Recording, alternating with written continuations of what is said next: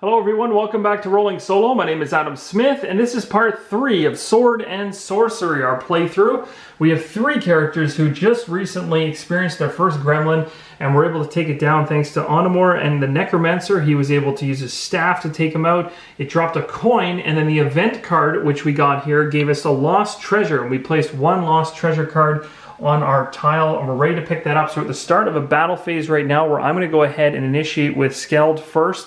He's going to be greedy, and he's going to go ahead and use a free action in order to pick up any number of items or money in his area. So he's picking up this 5 coins right here, as well as the treasure card, because he's extremely greedy. What did he end up getting? He ended up getting the healing elixir. It's a consumable for healing 8 HP. That's pretty awesome. So this is going to end up going in his inventory. That's actually incredible for him, because he's 7 HP. This is a really powerful ability in terms of being able to consume it for health.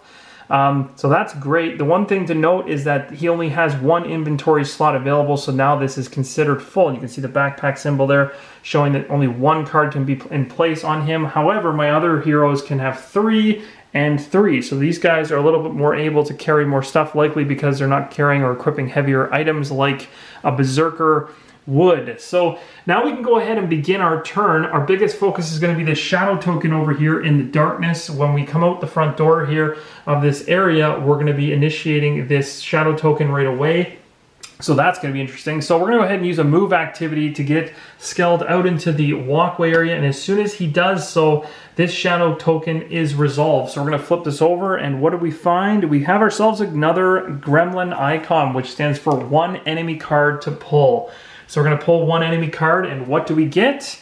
We have another gremlin, guys. Another one of the green type. And this one's going to be focusing on individuals with money, which just so happens Skeld is carrying 5 coins on him. He's got 3 health, and look at that. He's got a soul gem that will drop if we end up killing him. That'll be our first soul gem we've ever had. So that's actually pretty awesome.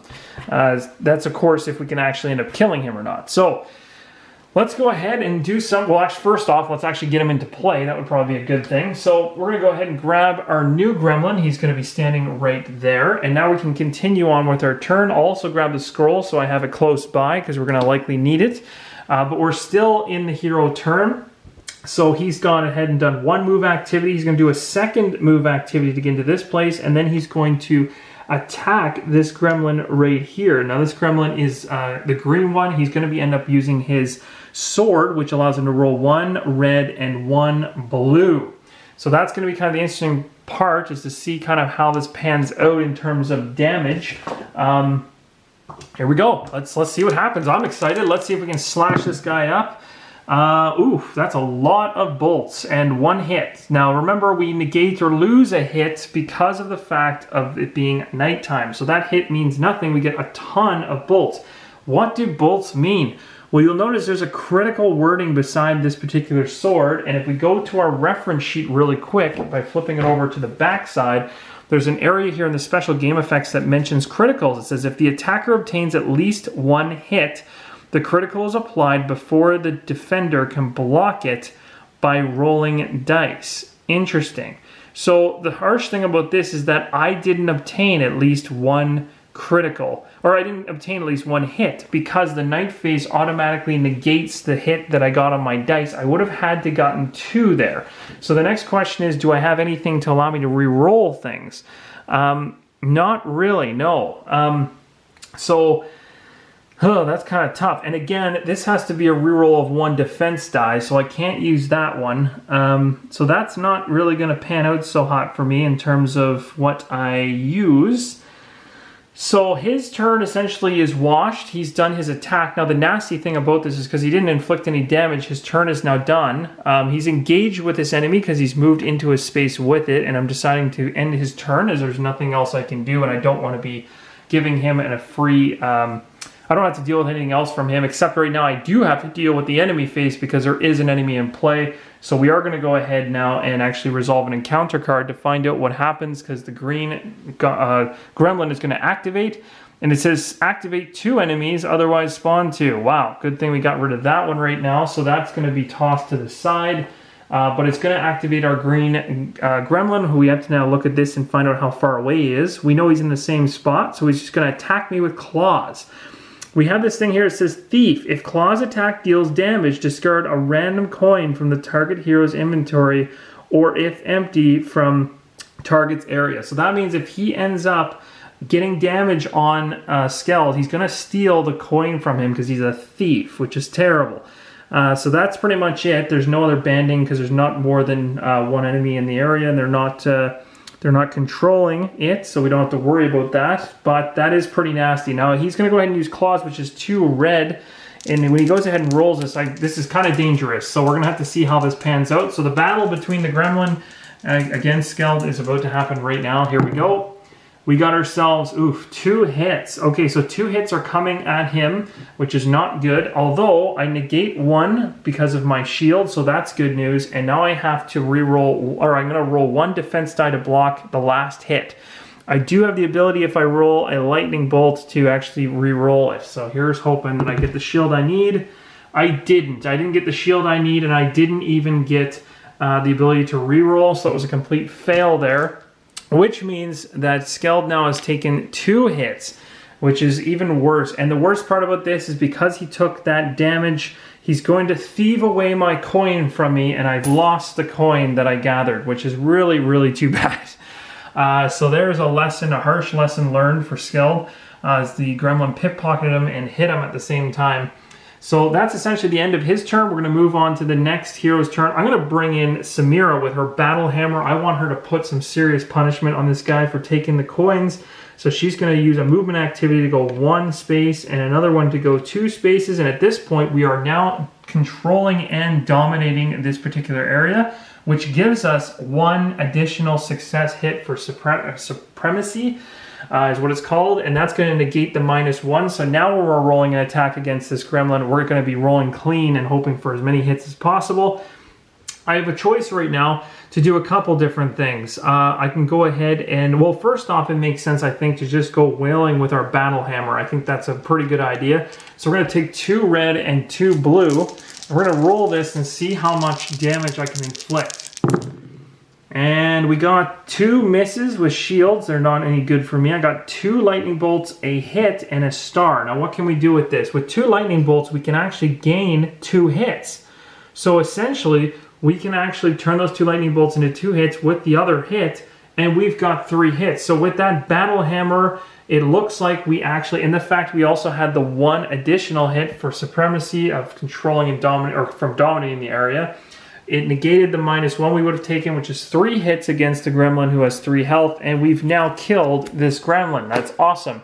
So this is a really cool part, because when this Gremlin dies, he actually drops the very first soul shard that we've ever seen in the game. Now, typically it's a token. I've got these little shards that I use in Shadows of Brimstone for Darkstone, but I think they're really thematic and cool. What happens with what happens with these particular gems in this game, these soul gems, is that they're going to end up being accumulated as a team. So basically we'll just put them right here, and it's basically the team's pile of soul gems to use in order to upgrade their character's soul rank. We can go from 1 to 2. In order to get to level 2 on any one character, right now it's going to cost us 4 soul gems. So we're 1/4 the way there. So we got that kind of in the collective pool to decide who we want to use that with. We also killed our second Gremlin, sorry. So that's great news. And now we've actually got a clear path. There's no other enemies all the way down to here. So what we need to do now is get moving. So she actually did a movement activity to here, and then a movement activity here, and did a combat action. She has 1 more, so she'll head this direction, and then her turn will essentially end. So now we will flip her bookmark over, and at this point there is no hero turn because there are no enemies in, there's no enemy phase because there's no enemies in play. And we'll continue with the hero phase with Automore, who's in the back and more than happy to essentially just get running with things. So he's going to basically come down here and move for 1 with a movement activity. So 1, 2, 3, he'll end up in the exact same spot as her. And that's as far as he's going to go. So now he's going to flip over his bookmark, and there is no enemies in play, so we are now done. So at the end of our battle phase completely, we are now going to go ahead and look at the event cards. So at this point in time, you don't flip a card. You take, if there's a revealed card on top of the event deck, you simply pick it up and discard it. It just goes off to the side, but no other card is revealed from the event deck until the next round. So it's kind of like a timer. There'll be a new card every second round or so. All right, so we're done. That's it. And now we can refresh all of our used powers and whatnot, which we didn't use any. We can put all our bookmarks back in order again because we're beginning the next round. All right, so here we go. Flipping all our bookmarks to active, and it's gonna be interesting because we're coming around the corner here, and as soon as we come around this corner, we'll be seeing 2 more enemies. Up here, you'll notice there's this weird boot in the sand kind of token.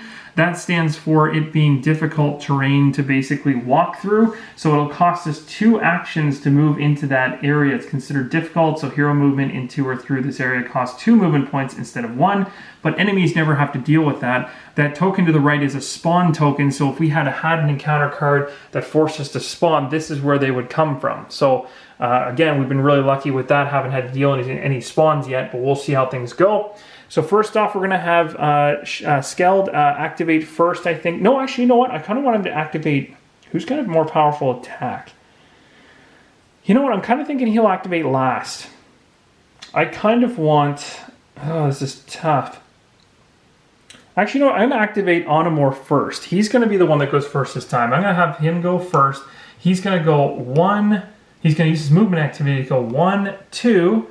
And technically that's 3, so it cost him 3 movement to get there because this is 2 extra for being difficult. And now he's within line of sight of both of these shadow tokens. So at this point, we now need to reveal both. We have a double enemy spawn here, that's nasty, and then a single enemy spawn here. So we're gonna have 3 enemies coming into play. So as of right now, our monster deck only has 2. So what we'll end up doing is just spawning those 2, and then we'll be grabbing another one from the discarded pile as well. So here we go. Let's just start pulling. And we know based on when we built the monster deck that these should be blue. So it's kind of nasty because the strongest guys are showing up right now. I think the blue ones are much stronger than the green ones. So we're going to have 2 gremlins come into play that are both blue, which is kind of nasty. And we know based on the spawn cards that were discarded, we'll probably have 1 green because that's the only other option there is. So I'm going to go ahead and grab these 2 green cards that we discarded, and I'm just going to do a quick little shuffle few times so that I kind of forget the order in which they are in, and then we're going to put this one down the table, and we'll use this one for now. It is it's another one with a soul shard. We got lucky. All right, that's good. I mean, the other one has coins, which isn't bad, but so now we've got these 3 enemies in play. So now what we're going to do is we're going to assign these. So for now, what I'll do is I'll start with the double spawn first, and I'm going to have both of the blue ones actually sit with Onamor. He's going to be the one controlling both of these enemies, and then I'm going to have the green one will come all the way around full circle to Skeld. So he's going to be the next hero going in kind of a clockwise pattern because we're kind of going around this way. So we'll have the green gremlin there. Although in a solo game, it really doesn't matter too much because you're kind of controlling everything. But it's still based on the rules. This is how you do it. And if they're the same color, then the same person can hold on to both. So this is going to be really interesting. We got to make sure we actually put another green gremlin on the board, of course, because there's 3 of them here. And the really nasty thing is that I've expended all my movement to get to here, so now he's done, and the worst part about it is I actually don't have anything I can do from a distance to attack, so I have to end my turn here. There's nothing else I can do, so I'm choosing to use the bookmark flip to end my turn, which then is really bad because we're going to go ahead and pull an encounter card, which is going to then activate all of these guys we just saw, and they're coming for me. So this one is Dirty Blow. Activate all, activate all of them. So that's going to be... Oh my gosh, that's everybody. Otherwise, activate 1 enemy. Yikes. So the gremlin, even the green one over here, everyone that has a dexterity rune is going to be activated. That's all of them. That's not good. So at this point, we need scrolls for both, and we'll do them kind of one at a time because that's the easiest way to do this. So we're going to go ahead and start with, I'll start with the green one first because it's just a single unit. So, or no, sorry, whenever you're choosing between enemy types, you always start with the highest ranked first and then go down. So we'll be going with the blue first, blue scroll. And of course, these guys are 2 away, so they're going to move to engage and attack with claws. Now, it does say move to engage. How do I know? Move to engage and attack with claws. That doesn't say how many spaces. Oh, move to engage is actually, move to engage would mean regardless of distance, you're moving, engaging is when you're in the same spot. So that would mean you're coming right into the same spot and they're not affected by difficult terrain. So the one guy's gonna run up and he's going to do his first attack. We're going to engage. It's going to obviously end up being claws because we're in the same spot. The worst part is we lose defense if we have any, which we actually don't on Automore anyway, but that's nasty. When we use claws with this guy, it says thief, so he can steal coins. We don't have any. Banding, if enemies control its area, claws inflicts +1 hit. So as of right now, no one else is in there, but the later enemies that come in will be stronger and more prepared. Spines, if this enemy suffers damage, then we get hit, all that good stuff. So right now he's just attacking with claws, which is 2 red dice. So let's roll those dice and see what happens. Oh, yikes. Okay, so that's 2 hits and a bolt. What does that mean for me? It means I'm getting hit twice. And with my individual here, I have the ability to roll up to 2 blue dice to negate these rolls, and I don't have any armor thanks to this blue individual. And hopefully, I do have a once per round reroll a 1 hit or defense die, so I'll probably be using that if these don't come up correct. Okay, so we got 1 block. That's good. We just need 1 more. We got it. So we blocked that guy completely. That's awesome. Whew. Okay, so that's 1 guy down. Now we're going to move to the second one. So this guy right here, he's going to move up to engage. He's going to come into the same spot as us, and he is now going to be dominating us and controlling the area, which is bad. So things change a little bit here. He'll be attacking with claws still, but he's also going to get the banding effect of 1 additional hit, which is nasty. Plus they're rolling the 2 red dice. So here we go. And they got 3 hits total. That's really not good. And I have 2 blue dice as my max to negate any damage. And I still haven't used this reroll yet, and I'm probably going to need it right now. Yep, I definitely need it. So there we go. We got 1 block. So 1 block means 2 of them come through. That's a pretty huge hit for me because health-wise I have 1 plus the 4 is 5, and I've already almost lost half my health. Jeez, that's tough. When these guys start clumping together, that's vicious. Okay, so now we're done with the blue monsters. Now we're going to go ahead and look at the green one, which is over here being held and controlled by Skeld. So he's again going to do the exact same thing. This one says move to engage and then attack with claws. So same thing, going to come up into this area. Now they were dominating before, but they're still dominating now, so they're going to get the extra plus bonus. He's rolling 2 red against me. That is 2 more hits, so that's 3 hits total. Ouch. And I only have 2 blue defense dice to roll on this, so here's hoping that I can survive this. Okay, I got 1, and I can't re-roll any more because based on the rule here of this arcane roll, once per round you can re-roll, and so I end up taking another 2 damage, which, guys, if I didn't have the toughness talent of 1 extra health, my character right now would be dead. That's how crazy I just got hit for. So I'm actually going to swap these out for a big red 4 to denote the fact that that character got beat up pretty bad. So maybe bringing him out first was a really poor life decision. But regardless, even with my +1 armor, the blue ones would have negated that regardless. So we're now done, thankfully. That was painful. Automore's turn is finished. He's glad to be still alive. And now it's up to our hero's turn to get in there and start doing throwing some pain around a little bit. So what I'm going to end up doing is I'm going to have Samira go running in. Again, with these guys, their attacks are actually 4 and 4, so they're a little bit more aggressive. The one thing that I'm curious about... let's see here. Oh, yeah. So these little effects, just so you guys know, when it's the hero's turn, these are essentially mean that if I'm using a slash weapon, I actually lose a hit. So a slash weapon would be denoted by something like this. Sword up here says slash. I'd lose a hit when using them against gremlins. But if I'm using a hammer, it's a blunt hammer, so I don't have to deal with that particular negative. So that's a good thing. All right, so... let's get Samira in there and let's get her to do some damage. I'm going to have her move 1 and then 2. We got to get to the point where we're not being dominated anymore. That's really the key. So she's in there now, and she was here, so it was 1 and then 2, 3 movement activity to get into this area. I'm noticing now that this guy's going to have trouble because he's going to get to here and then here and have to burn an action to get into here with dash, but he'll still make it. So regardless, we'll continue with Samira. She's now going to go ahead and do her attack. We've got 2 red and 2 blue, and I can choose whoever I want to go after. I'm absolutely choosing the green one because really what I want to do is just thin the herd from the amount of damage that we're taking because both of them roll 2 red anyway. So Oh, actually, the blue one, the only additional change on the blue one says, if this enemy suffers damage, attack all heroes in its area with 2 hits. Oh no, that's really bad. Yikes, that is terrible.